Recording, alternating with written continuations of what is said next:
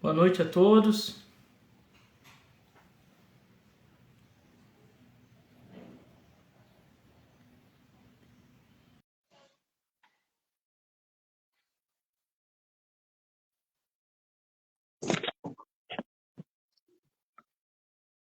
Boa noite, mestre.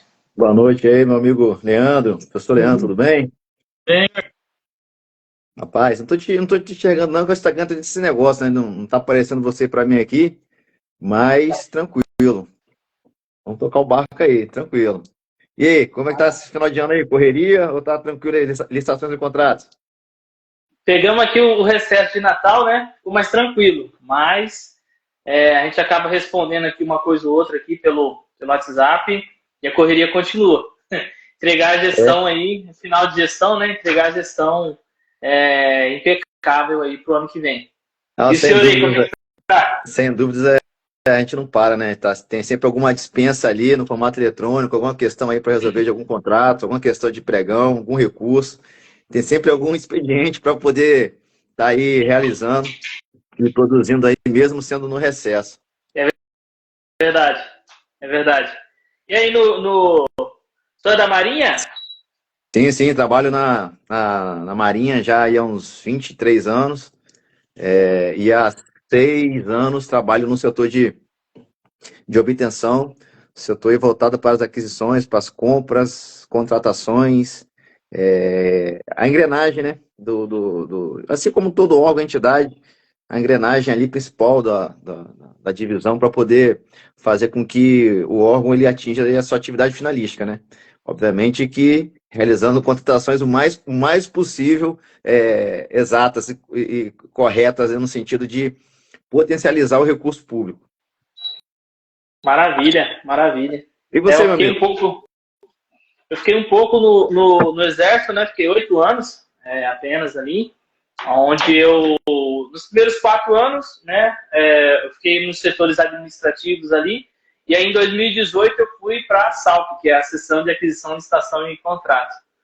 Aí ali eu comecei a me apaixonar por essa área aí, que é uma área fantástica, excepcional, e que cada vez mais vem cativando a gente, né? E aí depois eu fui galgando aí dentro dessa área mesmo, aprendendo mais, me capacitando para poder estar fazendo parte, né, dos operadores aí das licitações. Eu Eu acho. queria, Pode ficar à pode falar, vontade. Pode ficar à vontade. eu, eu queria iniciar a nossa live de hoje, já que a gente tocou nessas experiências, né? Eu gostaria que o senhor estivesse se apresentando, né? Falando quem que é o senhor, falando do canal, né? Da sua carreira já. E aí, logo após, eu também vou dar uma breve apresentação aqui para o pessoal ir conhecendo a gente. Beleza, vamos para cima. Vamos para cima. Bom, a minha formação na Marinha do Brasil ela é voltada para a parte de máquinas navais, é bem na verdade, né? E quando eu fui apresentado ao setor de obtenção, eu verifiquei aquela possibilidade como um desafio, um novo desafio na minha carreira, e diante desse desafio, eu fui aprimorando, obviamente buscando conhecimento, e aos poucos vendo aquela questão do abstrato, né, do normativo, do abstrato, se transformando em concreto. Onde eu quero chegar? Vendo ali, chegando os gêneros, a gente conseguindo fazer boas contratações aí para a área de saúde, tem a parte de saúde também onde eu trabalho, alguns serviços como de engenharia, obras, enfim. Então, quando eu comecei a ver o resultado se materializando, comecei a me empolgar e nesse desafio fui buscando mais conhecimento para poder trabalhar de maneira mais confortável, né, no setor de licitações e contratos, até porque a matéria é complexa, a matéria é muito importante, e fui me especializando, fazendo cursos, fiz uma especialização em licitações e contratos, e para poder continuar com essa questão pedagógica e buscar mais conhecimento, eu abri o Instagram aí, um perfil do Licita Brasil, e a partir desse Instagram eu vou passando minhas experiências, passando alguns conteúdos, e isso vai me movimentando na parte doutrinária aí da matéria e também conhecendo entusiastas aí como você aí, professor Leandro, entre outros entusiastas que eu vou acompanhando e crescendo junto com eles. Maravilha, maravilha. Eu quero deixar aqui também já registrado que é uma honra para mim, né, tá podendo fazer essa live aqui com o senhor. Acompanho já o canal do senhor há um tempo. Estou lá no grupo lá do Licita Brasil, no WhatsApp, né? Às vezes, quando surge uma situação muito específica, eu jogo lá e sempre o senhor tem uma resposta de pronto ali, né, para estar atendendo a gente. São muitos membros, né? Muita gente tira dúvida ali e é bacana ver que esse conhecimento está sendo passado aí para as pessoas. Quando o senhor falou da questão de máquinas, né, eu fiz a minha ideia inicial era ser da EFON para poder lá na frente ser prático de navio. Então, assim, totalmente diferente do que eu vivo hoje, né? Eu estava estudando aqui no Colégio Nota 10, tinha um cursinho aqui para concursos militares e tinha um concurso para EFON, né, para a Escola Oficial de Oficiais da Marinha Mercante, formação de oficiais da Marinha Mercante. Certo. E aí não deu certo de eu prosseguir, né, nessa linha, mas a intenção era ser da Marinha Mercante e depois ir para a parte de prático de navio, né, ia me formar em ciências náuticas.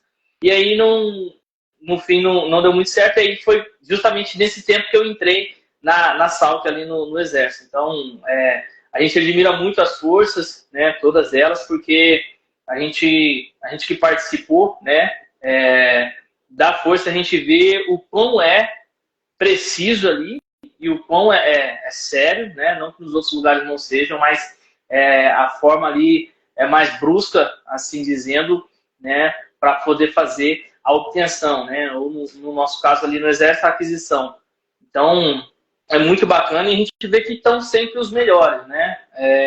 No caso do Exército, é feito um concurso para oficiais, né? Alguns oficiais ali de uma carreira diferente dos que vão para a academia da AMAN, e aí são só o pessoal ali muito, muito bem instruído. Então, depois disso, né, como eu vinha falando, ali dentro do Exército eu me formei em gestão pública, de primeiro, né? Depois eu fiz processos gerenciais.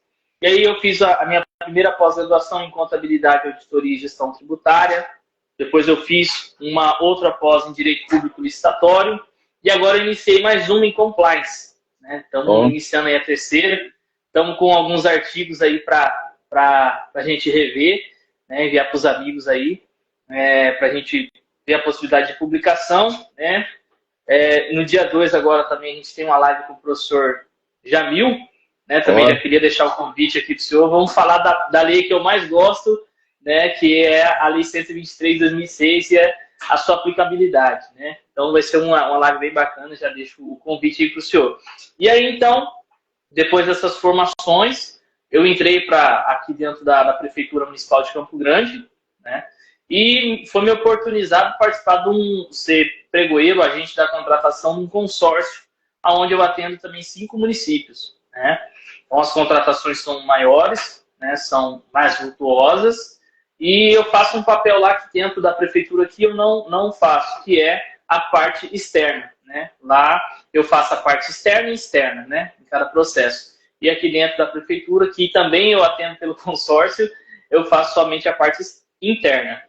Então, dentro disso, a gente foi pegando uma experiência, foi pegando um conhecimento, e aí foi buscando, né? Dentro dos amigos aí, participamos, né, nesse ano do Senacop aqui, que foi excelente. Um evento, assim, muito bom, que agregou muito pra gente.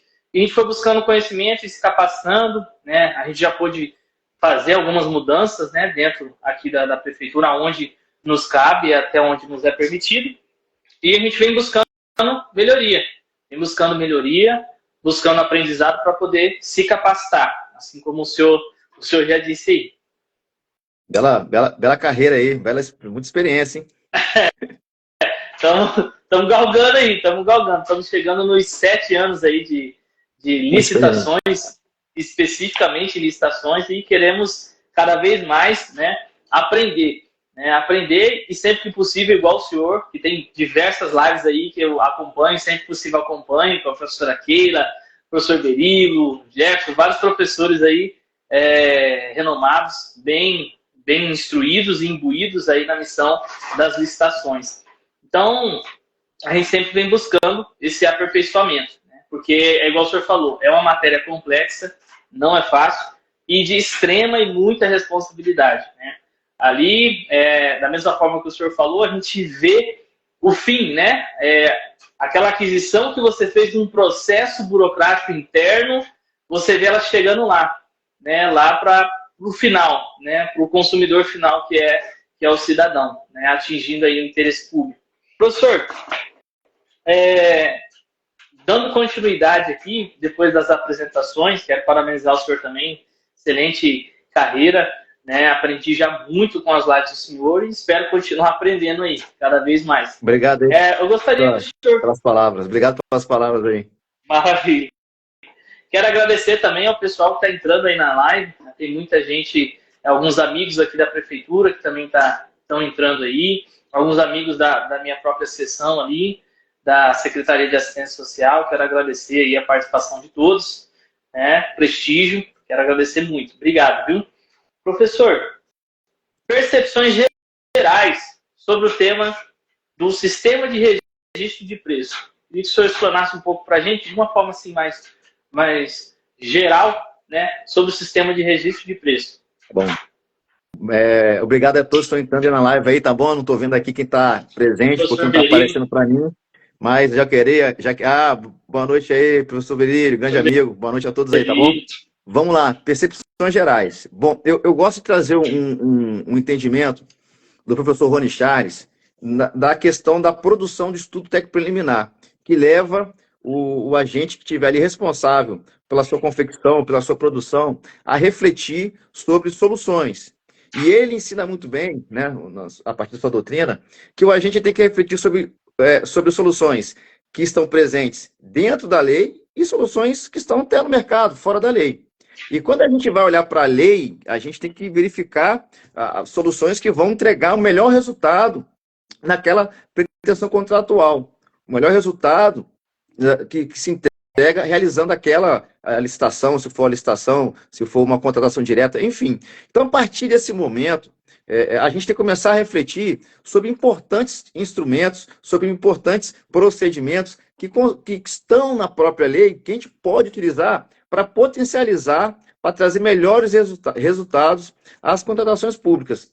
E dentre esses procedimentos, cabe falar aqui que lá no artigo 78 da nova lei de licitações e contratos, nós temos consagrados ali os procedimentos auxiliares, o credenciamento, o PMI, a questão do SRP, o registro cadastral, enfim, nós temos ali a pré-qualificação, importantes procedimentos que podem ser utilizados, né, quando você for ali formatar a sua pretensão contratual e a solução do problema interno, que vão dar mais eficiência, que vão reduzir o risco à solução para a administração. Então, a partir daí, por que não utilizar o sistema de registro de preço? Quando a gente tem aí contratações frequentes, permanentes.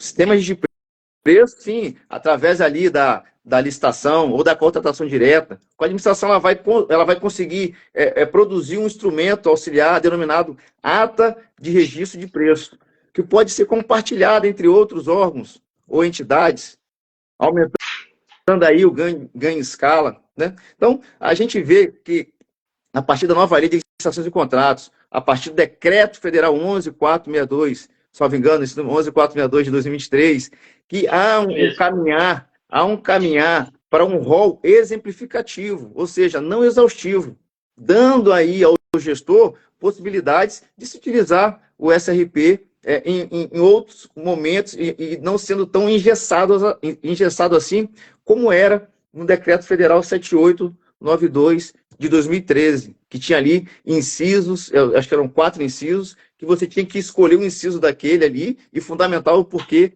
da aplicação dos sistemas de preço. Então, eu vejo, nesse primeiro momento, a possibilidade aí de uma utilização mais eficiente do sistema de preço a partir do momento que, na esfera federal, pelo menos, há uma indicação de um rol exemplificativo. Sim, maravilha, muito, muito bem explanado. E como o senhor falou, a economia, né, de escala. Eu vivi muito isso aí aqui no Exército, onde eu servi, porque eu era o responsável pela carteira de IRP, né, que depois ela se tornaria ali um pregão sobre o sistema de registro de preço. Então, aqui nós tínhamos a GCalc, que era como se fosse uma gerência de alguns batalhões que eram vinculados ao CMO ou ao 9º GPT-Log, né, ou 9ª Região Militar. Então, o que eu fazia? Cada batalhão ficava responsável em iniciar um processo licitatório de um objeto específico. O 9º BSUP vai contratar gás, vai fazer aquisição de gás. Então, nós fazíamos a aquisição de gás e nós abríamos ali o IRP e os outros batalhões, eles traziam os quantitativos deles, né? E a gente iniciava todo o procedimento. Então, você economizava para aquelas pessoas ali, para aqueles outros órgãos, uma demanda que não era necessária, né? Já estava sendo suprida ali pelo 9º Batalhão de Suprimento. Isso em diversas outras coisas, né? Carnes, gêneros alimentícios, IQF, material de construção, esses materiais, né, igual o senhor falou, que são feitas aquisições aí no decorrer de um ano, né, são feitas diversas aquisições. Então, o sistema de preço, ele é muito inteligente, né, como bem falado pelo senhor aí, ele vem como um procedimento auxiliar, né, e muito bem fundamentado, né. Eu acredito ali que a lei, né, dentro do artigo 82, ela vem trazendo tudo o que se precisa entender sobre o sistema de registro de preço, e aí ficou aberto também as regulamentações, né, para cada órgão ali fazer as suas regulamentações. Professor... Olha só que interessante, essa sua experiência, né, que eu posso aqui até agregar com mais algumas informações. A gente, a partir da utilização do sistema de preço, a gente não precisa construir e consolidar uma central de compras. Porque, às vezes, as pessoas ficam assim, poxa, mas para eu fazer compras, aquisições compartilhadas, eu preciso ter uma central de compras. Não, você pode utilizar o sistema de preço. Você vai fazer compras compartilhadas sem ter, efetivamente, uma estrutura denominada ali, construída central de compras. Então, a gente vê que é um importante instrumento que dá eficiência e ganho de economia e escala ao órgão, à entidade que for utilizar esse procedimento auxiliar, que vai dar um fruto, que eu defino assim como ata de preço, que é o instrumento, né? Fruto do sistema de preço. Sim, sim, com certeza. E muito, muito utilizado, né? Pela minha experiência aqui, nesses anos que eu estou na parte pública, ele é muito utilizado, porque ele é um sistema facilitador, né? Vamos bem assim dizer, ele é facilitador, ele é prático, né?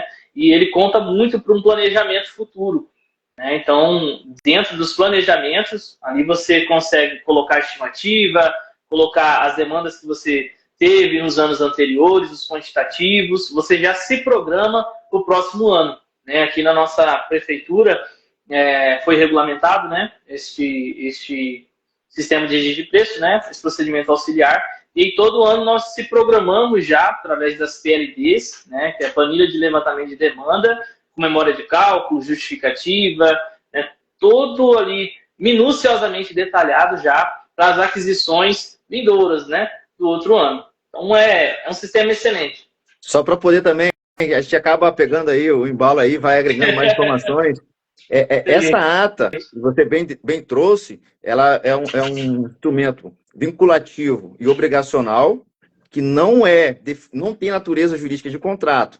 E nessa ata, como você bem falou, estarão ali registrados os fornecedores, o órgão gerenciador, o órgão participante, ok? As condições de fornecimento, e isso vai dar um comodismo ao gestor de realizar futuras contratações através desse instrumento que foi produzido, que é o direito que o licitante tem, que participa dessa RP. Ele tem o direito, sim, a assinar, caso ele seja o vencedor, aquela ata ali referente àquele item que ele venceu. Então, o direito do licitante é aquela ata assinada por ele, caso ele vença o produto. E a administração ela vai ter o conforto de acionar futuramente aquela ata, formalizando futuramente contratações. Sim. É um procedimento assim muito, muito completo, né? Eu vejo que é um procedimento completo. Para o fornecedor é bom, né? Desde que ele, obviamente, consiga se organizar, porque não tem uma previsão de início imediato, né, ou de médio prazo. Então, o fornecedor ele precisa se organizar dentro da sua logística ali, né, mais para frente a gente vai entrar aqui em alguns aspectos do registro de preço, e para ele é muito bom, né, ter garantido ali pelo menos aquele procedimento, né, e em busca de outros. Rapidinho, e é importante, só para poder fechar esse início aí, é importante que os órgãos e as entidades e os agentes que forem ali planejar aquela contratação do SRP tenham a lucidez de indicar quantitativos que, de fato, eles vão chegar perto de acionar. Por que eu falo isso? Porque, num futuro, numa outra licitação que for realizada por sistema de preço, caso na anterior aquele órgão não tenha acionado ali nem 10% daquela ata, a probabilidade de empresas não participarem de futura licitação por SRP naquele órgão, a probabilidade ela cresce. Porque aquele órgão ele vai ser mal visto. Olha só, ele faz o SRP por fazer, ele não aciona. Então, e quando aciona só 10%, 5% e acaba ocorrendo aí um prejuízo para a empresa que vai fazer ali a produção da sua proposta em cima dos quantitativos que estão ali, que tem ali uma probabilidade de serem acionados. Então, o interessante é quantitativos o mais próximo possível daquilo que vocês realmente vão acionar. Para quê? Para que o sistema de preço não se enfraqueça. Tá bom? Só queria agregar isso aí. Vamos lá, vamos para cima. Maravilha. Maravilha, mestre. Professor, iniciando aqui com algumas perguntas, né, referente ao tema, qual o prazo de vigência da ata? Depois disso, é possível a sua prorrogação, né, de seus quantitativos? Vamos lá. No primeiro momento, a gente tem que lembrar no normativo antigo, no Decreto Federal 7892 de 2013, que a vigência da ata era de até 12 meses. Mas, Crispim, era até 12 meses no normativo antigo, federal. Normativo antigo, decreto federal. Era até 12 meses. Mas poderia haver prorrogação? Poderia haver prorrogação, desde que fosse um somatório até 12 meses. Então, poderia ter uma ata de 6 meses, prorrogar por mais 6 meses, 12 meses. Agora, com a nova lei de licitações e contratos, como você bem falou inicialmente, a nova lei ela traz uma plataforma bem definida. Ela esmiuça bem o sistema de preço, o que não ocorreu no normativo antigo. Então, nessa descrição do sistema de preço nova lei, há a previsão de um prazo de vigência de 1 ano. 1 ano prorrogável por mais 1 ano. E o início da vigência é o primeiro dia útil posterior à publicação, divulgação no PNCP, conforme até o Decreto Federal 11.462 de 2023. Então, vou ter 1 ano prorrogável por igual período. E a vigência aí, ela vai começar a ser contada no primeiro dia útil subsequente à divulgação daquela ata no PNCP, conforme decreto federal que regulamenta aí o sistema de registro de preço. E a questão que se pergunta é a seguinte: quando eu li essa possibilidade de prorrogação, eu fiquei feliz, porque eu pensei o seguinte: bom, se vai prorrogar, quer dizer o quê? Que no próximo ano, aquela licitação que a gente sempre faz de maneira rotineira, de forma ordinária, eu não vou precisar fazer novamente. Obviamente, caso a ata ela se desenvolva normalmente. Eu pensei nisso. Opa, a gente vai ganhar eficiência, a gente vai ganhar economicidade. Porque quando chegar no ano que vem, eu não vou precisar fazer mais aquela licitação para aquisição de material de expediente, por exemplo. Só que começou a haver entendimentos seguinte, olha só, não vai se poder renovar os quantitativos. Logo no início, começou a ter esses entendimentos. E aí eu fiquei me perguntando, qual é o sentido de eu prorrogar por mais 12 meses, no caso, né, 1 ano, se eu não vou renovar os quantitativos? Né? Então, ficou aquela questão no ar. E o professor Rony Charles entende agora também pela possibilidade de renovar os quantitativos. E, recentemente, saiu um parecer da AGU indicando essa possibilidade. Quais fundamentos estão lá nesse parecer da AGU? 2 importantes fundamentos. O primeiro, bom, o planejamento ele é anual. Se o planejamento ele é anual, eu coloquei os quantitativos ali prevendo 1 ano. Então não faz sentido eu prorrogar por mais 1 ano se eu não vou renovar o quantitativo e o planejamento ele é anual. Se eu não fizer isso, se eu não renovar o quantitativo, eu vou induzir o agente público a fazer o quê? Um planejamento para 2 anos. Porque ele não quer refazer uma licitação, repetir documentos de planejamento. Ele já sabe qual é a solução. Vai fazer pesquisa de preço, vai, enfim. Então, a, referência ao princípio da economicidade e eficiência não fazia sentido refazer aquela licitação e não renovar também ali os quantitativos. Então, se o planejamento ele é anual, esse foi um dos fundamentos. A gente vai prorrogar no sentido de renovar aquela ata, zerando os quantitativos e dando mais o prazo de um ano. E o segundo fundamento é essa questão que o professor Rony Chaves bem ensina. Você pode induzir o agente público a fazer ali uma previsão para 2 anos. 2 anos. Para que, olha só, vou fazer para 2 anos, e aí eu prorrogo só ali a vigência, mas eu vou garantir aí mais os quantitativos e não ter que fazer aquela licitação ou contratação direta, que pode ser por contratação direta. Interessante tem que estar previsto no edital. Por quê? Previsão no edital de possível prorrogação. Porque se eu vou prorrogar, eu tenho que indicar no edital em prestígio ao princípio da isonomia e também o seguinte, a probabilidade do licitante ou quem for concorrer àquela dispensa, ele verificar que ele pode dar um preço menor. Por quê? Porque há uma expectativa de prorrogar por mais um ano, ok? Então é interessante. E tem que estar lá no edital essa possibilidade, e essa prorrogação ela tem que ocorrer dentro do prazo de vigência da ata. Maravilha. Maravilha. É isso mesmo, igual é o meu entendimento também, né? Concordo aí com o senhor.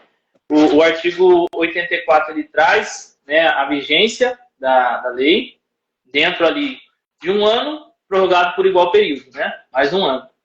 E aí, alguns lugares, né, fazem um regulamento específico para o registro de preço, e aí em alguns regulamentos está previsto a prorrogação da vigência com a renovação dos quantitativos, e também outros lugares não permitem, né? Igual no caso do professor Berilo colocou aí, lá no Rio de Janeiro, você renova a ata, mas você renova com os quantitativos faltantes. Só que o Conselho da Justiça Federal, né, em um enunciado número 42, ele permite a renovação da ata, junto também com uma renovação dos quantitativos. Então, o que isso nos diz? E conforme você regulamenta, você vai ditar a regra do jogo.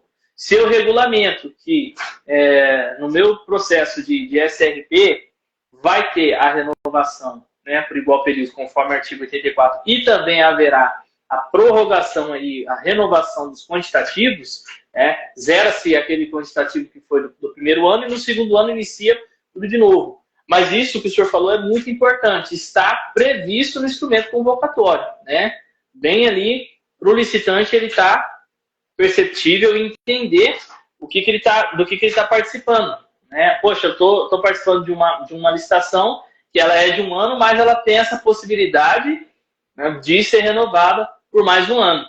Alguns agentes, né, o que eles fazem? Eles só mencionam lá em cima o decreto, né, e aí às vezes o licitante deixa passar ali a leitura daquele decreto e acaba perdendo essa informação, né? Mas é de extrema importância ter o decreto e você mencionar que vai ser prorrogado por igual período, lá dentro da parte da vigência. Porque senão você pode dar aso aí ao agente público lá no final temperar as escolhas com a sua subjetividade. Falar assim, não, poxa, caramba, vamos prorrogar.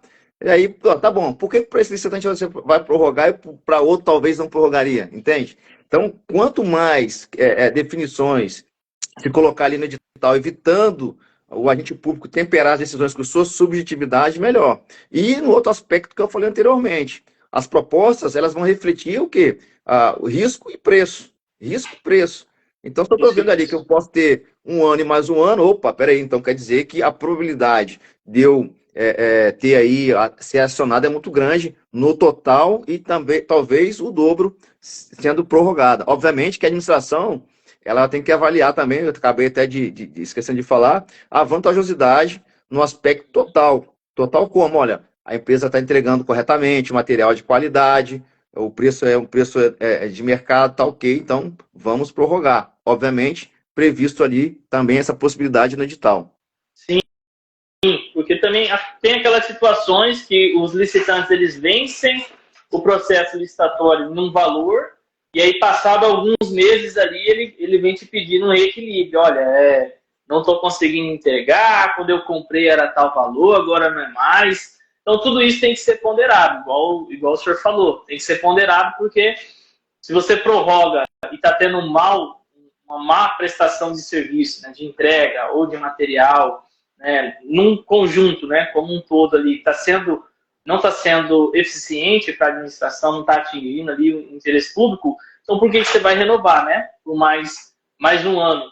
Então, assim, é uma opção, né, a lei ela deixou, né, para a gente regulamentar, então cada município, né, tirando aí, obviamente, os órgãos federais, que lá no decreto federal 11.462 de 2023, igual o senhor já falou lá, o que eu vi não permite, né, a renovação dos quantitativos, né? Você renova, você prorroga por mais 12 meses, mas você não é permitido você zerar os quantitativos e iniciar novamente. É bom trazer aqui também a nossa conversa, o que acontece. Nesse parecer da AGU de setembro, possibilitando a renovação, depois, quem quiser, depois manda para mim no direct aí que eu vou enviar esse parecer. A questão, eles fundamentaram, e lá realmente tem essa questão do acréscimo. O acréscimo lá, no fundamento deles, lá no parecer, da eminente advogada, ela quis dizer o seguinte, olha só, eu não posso somar o que tiver lá na ata. Se a ata prevê 100 computadores, eu não posso acrescentar mais 10, 110, entende? Então, ela produziu esse parecer nesse entendimento, e levando a questão da prorrogação para o entendimento de renovação, como se fosse um contrato contínuo, entre aspas, fazendo analogia. Então, se eu vou renovar por mais um ano, então zera esses quantitativos e possibilita-se o acionamento do que está previsto no total daquela ata. Esse foi o entendimento ali construído nesse importante parecer. Bacana, bacana. A gente vê que dentro da lei tem tudo muito concreto e mesmo assim surgem acordos, né, frequentes, debatendo alguns assuntos específicos, né, que causam ali interpretações diferentes. Então, é bacana isso dentro. Eu falo que a licitação é um oceano porque você estuda, vai se aprofundando e vai aparecendo cada vez mais coisas, vai se atualizando de uma forma de contínua e você precisa estar sempre atualizado, né? Eu gosto bastante porque tem muita jurisprudência, né? Muitos professores envolvidos também no assunto que norteiam ali, então fica algo muito bacana. Eu acredito que os desafios do cotidiano acabam levando a maior reflexão, entende? De alguns normativos que, máxima vênia, máximo respeito, talvez quem produziu aquele normativo não está num combate ali diário dos problemas, e aí acaba que engessa um pouco, entende? E aí tem que vir aí a pesquisadores produzindo artigos, aí vem Sim. a construção de entendimento através de doutrinadores renomados, como o professor Rony Charles, que é um dos nossos que eu sigo. Então, o cotidiano que vai modulando isso aí, vai se fazendo produzir esses entendimentos que visam o quê? Visam o melhor atendimento ao interesse público envolvido. Sim, maravilha. Professor, uma outra pergunta.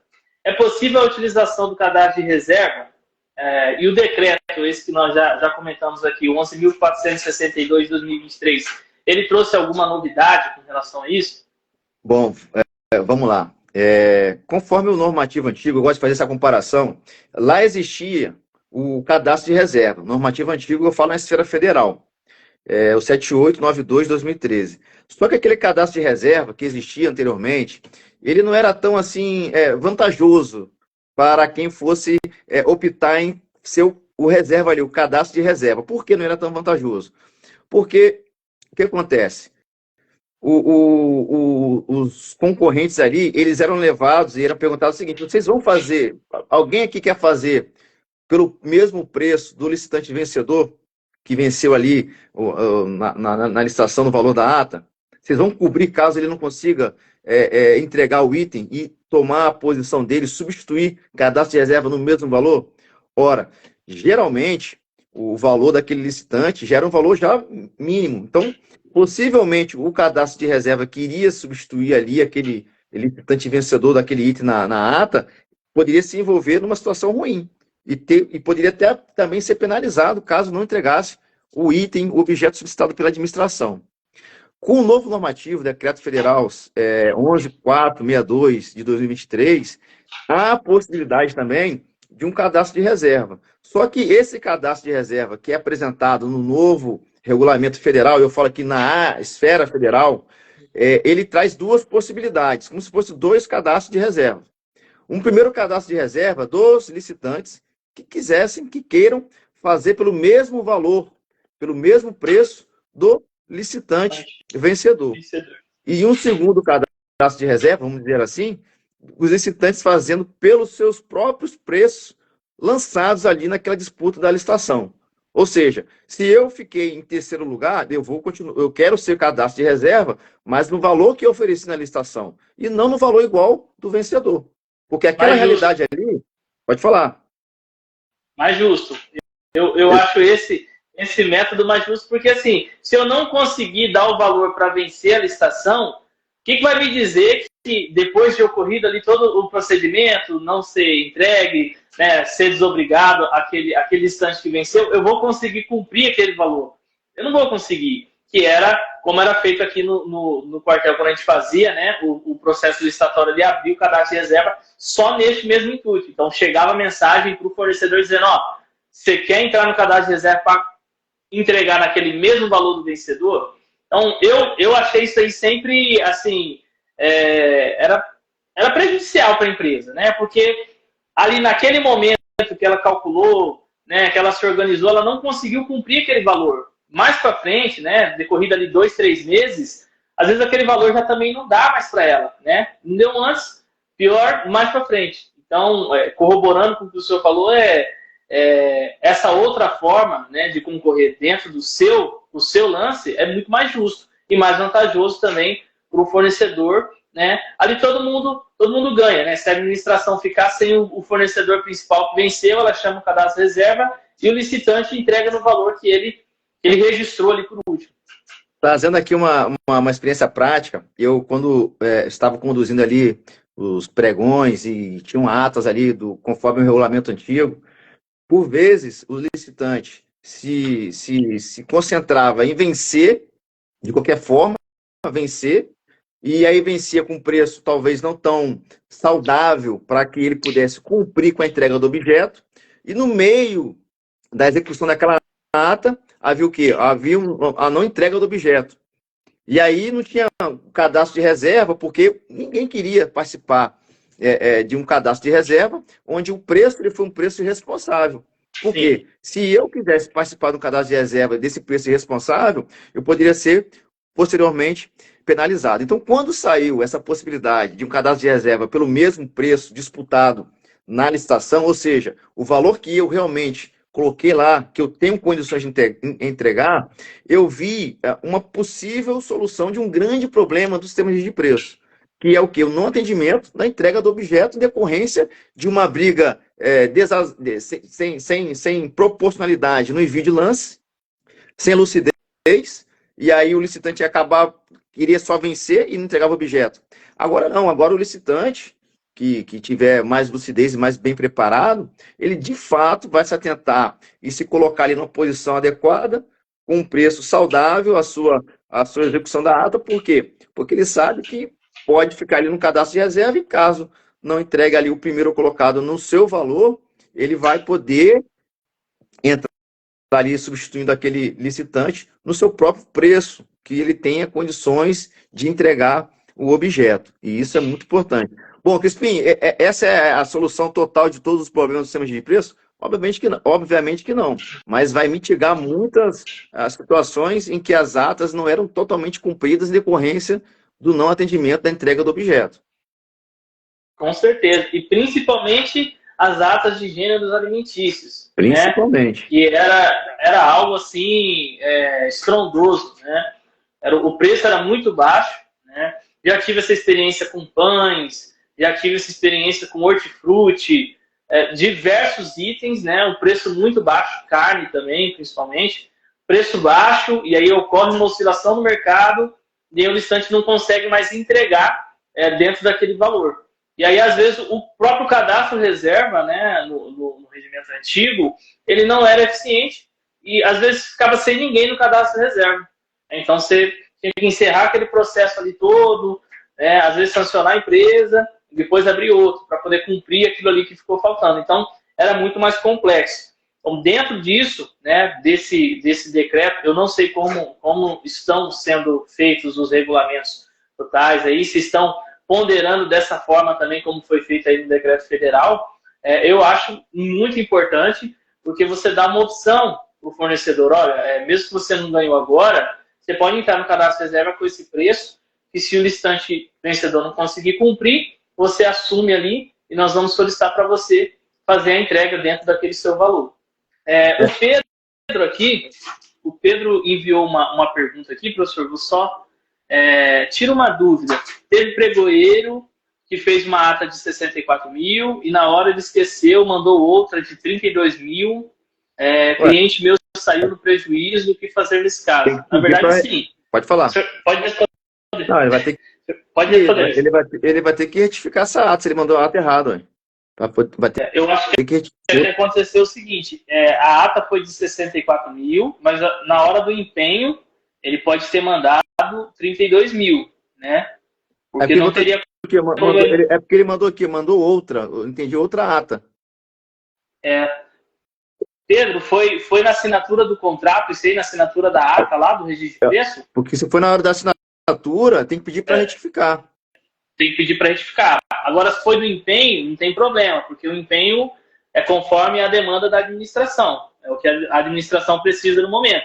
Agora, se foi na assinatura da ata ali, que é um contrato, bem assim dizer, e foi o preço, né, final, era 64 mil e mandou 32, precisa ver também se ele ganhou os dois itens. Às vezes era 2 itens, ele ganhou um, né, na metade do valor. Precisa entender se foi isso que aconteceu. Se você conseguir explicar para a gente no chat aqui, pode mandar. Então, reforçando, se foi a ata de registro de preço, né, ele combinou 64, na hora pagou 32. Tá? Então, isso aí é um empenho. Talvez foi parcelado, ele pediu parte daquela, do quantitativo. Veja bem, a adjudicação ela não é compulsória. Então você tem direito a assinar a ata e a partir de acionamentos que vai se formalizando a contratação. Obviamente que, como eu falei lá no início, a administração tem que indicar e dar segurança mínima ao licitante. Ou seja, olha só, eu vou aqui fazer uma estimativa de acionar por vez 4, 5 ou 10 itens, unidades, para ter uma melhor expectativa e uma melhor produção da proposta, porque fica difícil. Você sair vencedor daquela ata, assinar a ata, e a administração aciona um item daquele só, e aí você acaba tendo prejuízo por decorrência ali do envio do material. Acredito que a gente tem que ter essa boa-fé para não causar um prejuízo aí ao licitante também. Ajudar o sistema de preço, né? Como era feito antigamente, né? No regime anterior, pregões aí SRP de 500 mil reais, ia ver no final lá, tinham pedido nem 50 mil, né, nem 100 mil reais. Então, assim, é óbvio que a administração ela não está obrigada, né, a cumprir todo aquele montante ali. Mas, igual o senhor falou, precisa ter uma expectativa. No nosso aqui, se não me falha a memória, a gente tem que, no mínimo 80% daquilo que vai para a ata é feito a aquisição. Então, não é algo assim mais superficial. Não, faz 100 e deixa aí quando a gente precisar, a gente pega. Não, agora tem a estimativa de quantitativo, quanto vai pedir. E também a lei dá uma reforçada nisso aí, né? Para poder organizar, deixar tudo organizado. O licitante se organiza, né? Com essa previsibilidade já, e a administração também, né? Já está organizada ali dentro daquilo que ela vai gastar. E deixa o sistema de preço atrativo, entende? Ele fica atrativo a partir do momento que tenha uma certa mitigação do risco, que é um dos grandes problemas do sistema de preço, a questão do valor, preço. a questão do acionamento, enfim, são os grandes desafios aí do sistema de preço. Maravilha. Pedro, então, assim, para ficar claro, você pode entrar em contato com esse seu cliente, pedir para ele ligar na administração, ligar lá no órgão e perguntar, né, se vão pedir tudo, se é aquilo mesmo, para ele ter uma previsão ali, entendeu? Agora veja bem, ele colocou aqui, ó, combinou 64, veja bem.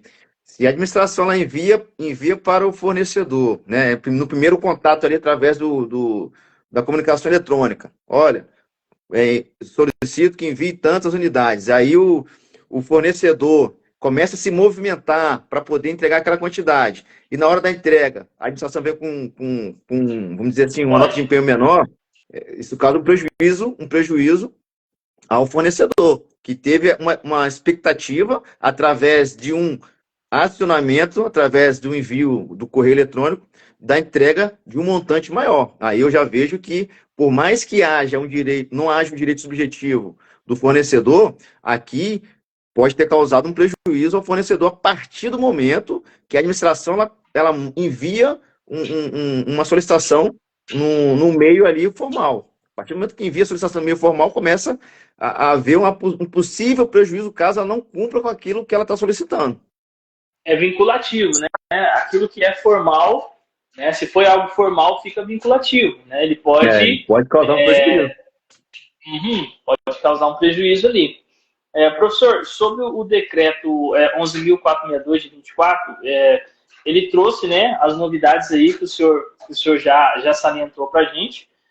Eu dei uma lida nele, ele rege ali muitos pontos, né, dentro do SRP, né, inclusive do que a gente estava falando no comecinho aqui, que é o IRP, né, então ele operacionalizando ali por meio de sistema informatizado, que para quem não conhece, muito provável aí que vai ser o Compras.gov, né, então lá dentro do Compras.gov, você vai lá em gestão de ata, se não me falha a memória, e aí lá na gestão de ata você vai ver intenção de exigir preço, você coloca ali o material que você quer. Claro que você vai ter que, em alguns casos, ali saber sobre CAT-MAT, CAT-CER, né, para poder acertar o código ali e buscar, né, se tem um IRP disponível, né, para você poder estar participando.